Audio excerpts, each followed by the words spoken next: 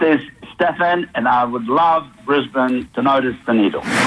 It's been a thrilling morning, Zach. I feel like we've made more progress, more momentum on this Notice the Needle campaign today than we ever have. Totally. Those are two of the biggest names that could get behind this. And you and I were ready to enter into a meeting room and start planning out what the next steps are. And then we got word that Stefan had called back. Stefan had called a second time this morning. He had something else he wanted to chat to us about. Welcome back to the show, Stefan. Thank you for all you've done for us so far already. What else did you want to say to us? Actually, thank you for what you've done for me this morning. Oh. I feel as high as the needle. I've needed 2 phones this morning. The phone has been ringing since 5 o'clock. Oh, that's excellent That's exactly to hear what we that wanna people hear. are getting behind this and hearing this and they want to notice the needle as well. You guys have so much energy and you create so many happy moments. Thank you. Oh, thank you so much, Stefan. So what is it? You said that there's something you wanted to invite Zach and I to. On Sunday, this Sunday, is the launch of our new headquarters. It's one of the nicest buildings in town and one of the biggest parties in town. Oh. Rose and I would love you to join us. Oh, Zach. What an honour that would be. Stefan's parties in Brisbane have been legendary for 30, 40 years, Stefan. It would be an honour to come along to this party. Do you reckon, Stefan, while we're there, we could get some momentum, talk to some high rollers and get some momentum going with Notice the Needle? Absolutely. I think everybody will want to talk to you about that as well. So, yes, 100% yes. Oh, this is what we need to do, Dom. We need to be in these rooms with the movers and shakers. That's exactly what we need the people to who do. make the decisions in Brisbane. And make sure you bring Cassie with you. Yeah, Cassie, our producer. She's the She'd love to come. most diligent girl I've ever met, apart from my partner, Rose. She is trying again. Can we get Brisbane to notice the needle? There's one person, this is so exciting, that we've been hoping to chat to the whole time, and I think he's just about here.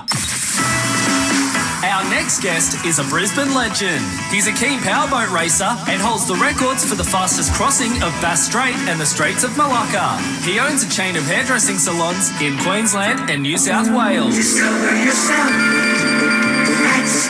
And he also, Zach and Dom welcome Stefan. Oh, this is so thrilling just to look at the little phone system over here and see Stefan on the line. Stefan, thank you so much for joining the show this morning. Mate, it's such a privilege. You're so exciting to listen to. Oh, thank you so much. Thank you, Stefan. That's such an honor. We were horrified the other day, Stefan, to find out that there are some people in Brisbane, a new generation, who have never heard of the Skyneedle, and we wanted to make this right. How does that make you feel? You know, history is etched in steel. It will never go away, and someday they will learn about it. Well, that's what we would like to do, Stefan. We would like to be the ones who educate them. Exactly what you're doing. The sad thing in recent years is it hasn't been shining its light into the sky like it once did. I think 2019 is the last time we've heard reports that it was shining.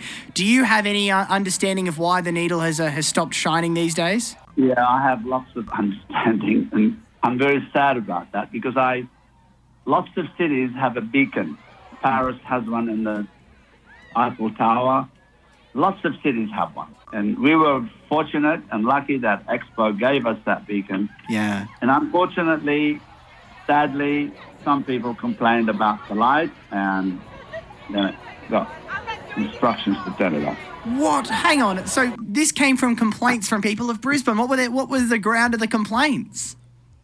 Annoying, shines into their eyes, shines while they're having dinner. It was sad. It was a very sad moment. Now, do you know who owns the needle these days, Stefan? The needle is owned by the Brisbane people. It was gifted to Brisbane people about a long time ago. Right. I agree. Yeah, I couldn't agree more. Now, who owns the land the needle's on? I used to own that land, and it was sold to Predella. Okay. And they put up a beautiful building there. Yep. But now it's too late to move it. It's too late to move it now. But we did offer to move it back to South Bank, and sadly, and pay for the expenses of moving it all back to South Bank. But sadly, the stars didn't line up, and it didn't happen. The stars didn't line up. I'm happy to put some pressure on people for you, Stefan, and make that happen. But more importantly, we want to try to get this needle to shine again, even if just for one more night. Do you think this is something you can get behind? Absolutely. I'll be the first one to sign up the petition. I was wondering if it's just complaints that's stopping it, just people being like, oh, I didn't like it shining every night or whatever it was. I'm wondering if moving forward, could there be a night of the needle? Once a year we light it up and everyone knows it's just for one night a year and we can all come out and look at it.